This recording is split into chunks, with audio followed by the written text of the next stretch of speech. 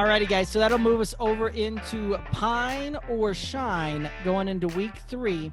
So who do you got shining and showing up, and who are you having ride the Pine this week? For my shine, and I think you guys are going to start to sense a theme here with the picks that I'm taking for my shine. Last week I went Phillip Rivers against the Vikings defense because I thought that he would do all right. He did okay. Did all right.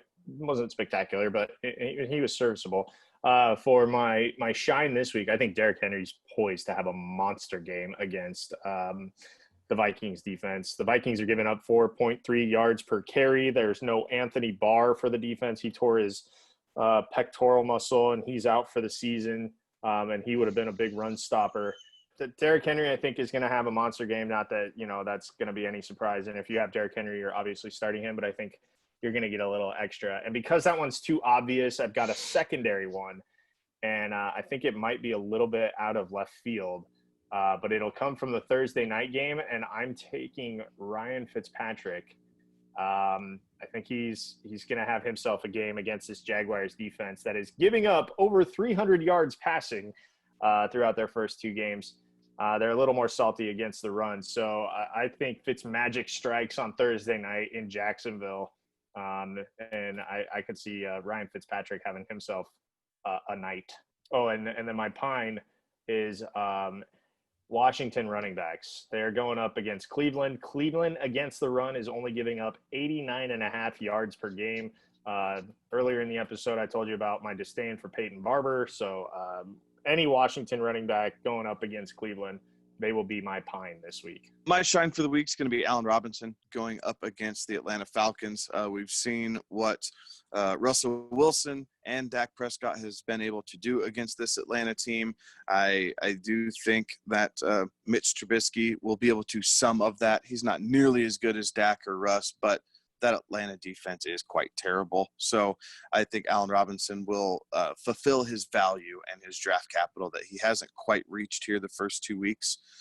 My pine is going to any New Orleans pass catcher this week. I really think that Green Bay's pass defense, their cornerbacks are big, long, and physical. I do think that Drew Brees is going to have a harder time finding open space to get them the ball, especially with there not being a crowd down in New Orleans for this Monday night game, which kind of takes some of their advantage away. So I do think it's going to struggle a little bit. So I don't like Emmanuel Sanders this week. I don't like Tre'Quan Smith. I don't even really like Jared Cook. I think it's going to be a whole lot of Alvin Kamara. That outside of that, I'm not loving New Orleans pass catchers this week. All righty. And so my pine of the week is a couple of pass catchers, both A.J. Brown, who looks like he should be ready to go, but even if he's coming back, I am not starting him there. It looks like Tannehill is very much settled in right now with the way that offense has been moving down the field there. And Alex's point on his shine of the week, Derrick Henry, I think, is poised to have a very big game, and I think that you'll see Tennessee really kind of settle in and do a lot more of a ground and pound than we've probably seen them so far throughout the year. The other one that's going to be on the pine for me is Will Fuller. He tweaked the hamstring, and that's one of those that's Will Fuller starting to show some of that hesitation a lot of folks had about him over the offseason starting to creep in there. So that's one that I'm putting on my bench, and I am not starting again. Part of the reason I'm saying that is because I'm sure we'll get about 4 or 5 questions. Should I start Will Fuller? No, bench him, put him on the pine. My shine for the week is the rookie out of Indianapolis, and that's Jonathan Taylor going up against the Jets this week. The Jets have been very favorable matchup for really any offensive player, but the running backs have been doing very well against them. And Jonathan Taylor is a guy that really last week emerged as the guy that it looked like to be in Indy there.